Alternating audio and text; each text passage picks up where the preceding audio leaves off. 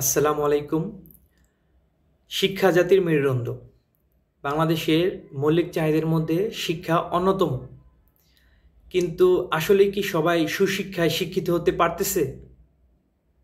আজকে আমি এমন একটি বিষয় নিয়ে কথা বলবো যে বাংলাদেশের শিক্ষা ব্যবস্থা কোন দিকে যাচ্ছে, বাংলাদেশের শিক্ষক মানে প্রকৃত শিক্ষক আদৌ আছে কিনা সেই বিষয়ে আজকে কথা বলবো। আমি আজকে কথা বলবো বাংলাদেশ টেক্সটাইল বিশ্ববিদ্যালয়ে অধিভুক্ত 10টি টেক্সটাইল কলেজের শিক্ষা ব্যবস্থার সম্পর্কে। বাংলাদেশে 10টি সরকারি টেক্সটাইল কলেজ আছে।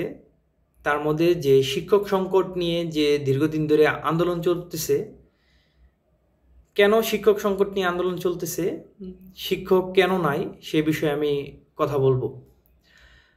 বাংলাদেশের যে 10টি টেক্সটাইল কলেজ আছে তার মধ্যে শিক্ষকের যে পদ সংখ্যা সেটা হলো 630টি। 10টি টেক্সটাইল কলেজ চালু রাখতে হলে 630টি শিক্ষক লাগবে তাদের পাঠদান করার জন্যে। কিন্তু এই 630টি শিক্ষকের পরিপ্রেক্ষিতে 271টি পদ আছে, শিক্ষক প্রয়োজন 630টি, পদ দিয়ে রাখছে 271টি। এখানেই প্রায় 400-র কাছাকাছি শিক্ষক নাই।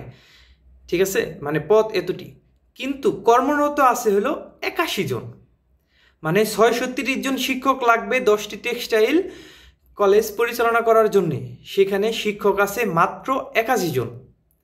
একবার ভাবতেছেন কতগুলো শিক্ষক নাই? এই 81 জন শিক্ষক আপনার 10টি টেক্সটাইল কলেজের শিক্ষার্থীদের পাঠদান করাচ্ছে বর্তমানে। তার মধ্যে 10টি কলেজের 10টি হলো প্রিন্সিপাল, 10টি নাই।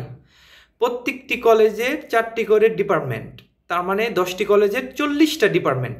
40টা ডিপার্টমেন্টের মধ্যে শিক্ষক কর্মরত আছে 81 জন। তার মধ্যে প্রিন্সিপাল আছে 10 জন, 71 জন শিক্ষক 10টি টেক্সটাইল কলেজ পাঠদান করাচ্ছে। শিক্ষার্থীদের কোন কি পরিমাণ যে শিক্ষক সংকটের মধ্যে আছে সেটা বুঝতেছে না। পাট ও বস্ত্র মন্ত্রণালয় ওনাদের তালবাহানা। গত বছর মাঝামাঝি অবস্থায় আমাদের শিক্ষার্থী প্রত্যেকটা টেক্সটাইল কলেজের শিক্ষার্থীর প্রতিনিধিরা ওনাদের বিভিন্ন দফা দাবি দিয়েছিল, কিন্তু তাদের টনক নড়েনি। এখন আমার কথা হলো যে প্রত্যেক বছর বছর মন্ত্রণালয় থেকে নতুন নতুন কলেজ পাশ করার জন্যে অনুমতি প্রদান করার জন্য যায়। আমার কথা হলো যে যেখানে শিক্ষার্থীদের ঠিকমতো শিক্ষকই দিতে পারতেছেন না, সেখানে নতুন নতুন কলেজ করে কি লাভ? আমার কথার উত্তর দিয়ে যাবেন। আরেকটা বিষয় হলো, আপনি এলাকায় একটা মসজিদ বানাইলেন, সুন্দর পরিপাটি একটা মসজিদ বানাইলেন, মসজিদের ইমাম নাই, মুয়াজ্জিন নাই, ওই মসজিদটা কি হবে? মুসল্লিরা এসে বসে থাকবে? ঠিক এরকম হয়েছে বাংলাদেশের যে টেক্সটাইল যে কলেজগুলো আছে, কলেজের এরকম ছাত্র আছে, কলেজ আছে, শিক্ষক নাই। ব্যাপারটা হাস্যকর না? হাস্যকর হইলেও এটাই সত্যি। যেখানে বাংলাদেশের প্রাইমারি স্কুলের সংখ্যা প্রায় 65,000-এর মতো, প্রত্যেকটা কলেজে 5 থেকে 7 জন করে শিক্ষক আছে। এক একটা স্কুলে আপনার 80 থেকে 100 জন শিক্ষার্থী, যেখানে আমাদের প্রত্যেকটা টেক্সটাইলে 480 জন করে শিক্ষার্থী।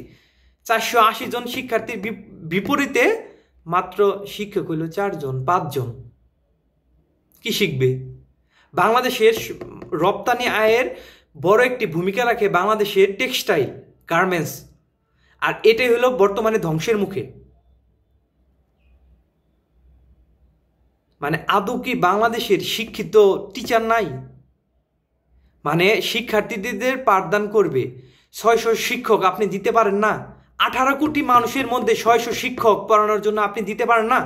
আমি পাট ও বস্ত্রালয় মন্ত্রণালয়ের যে অধিদপ্তরের কর্মকর্তারা আছেন তাদের আমি বলতেছি, আপনারা কেন আছেন? আপনারা যদি শিক্ষক দিতে না পারেন, আপনারা কলেজ প্রতি বছর বছর কেন নতুন নতুন অনুমোদন দেন বলেন? আপনারা যদি একটা মন্ত্রণালয় চালাতে চান, মন্ত্রণালয়ের যে প্রতিষ্ঠানগুলো আছে, আপনারা শিক্ষক দিতে না পারলে মন্ত্রণালয় চালান কেন? পদত্যাগ করেন। অন্য কাউকে সুযোগ দেন যে শিক্ষক দিবে। আমি কি চাইছি? আমি হল চাইছি, হল আছে। টাকা চাইছি যে আমাদের বাজেট দেন, আমাদের এটা করেন ওটা করেন, এটাও চাই নাই। আমরা শিক্ষক চাইছি। শিক্ষক তো চাইতেই পারি আমরা, যেহেতু আমার এটা মৌলিক অধিকার। শিক্ষা আমার মৌলিক অধিকার, আমার শিক্ষক দেন। প্রত্যেকটা কলেজ আন্দোলন করতেছে শিক্ষকের জন্য, আপনারা শিক্ষক দেন না? এটা কি? হ্যাঁ, যেখানে প্রাইমারি স্কুলে শিক্ষক দিতেছেন পিএইচসির মাধ্যমে, তো আমাদের টেক্সটাইলে শিক্ষক দেন না কেন? কি লাগে বলেন?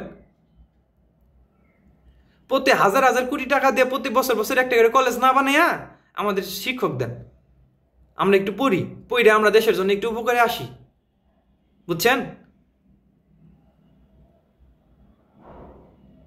কি আর বলবো। খুব শীঘ্রই আমাদের শিক্ষক দিবেন এই আশা ব্যক্ত রাখে আমি আজকের কথা এখানে শেষ করছি। এই হলো বাংলাদেশি টেক্সটাইলের যে বর্তমানে অবস্থা। আশা করি বুঝতে পারছেন। ধন্যবাদ সবাইকে। পরবর্তী কোনো একটি ভিডিও নিয়ে সামনে আসবো ইনশাল্লাহ।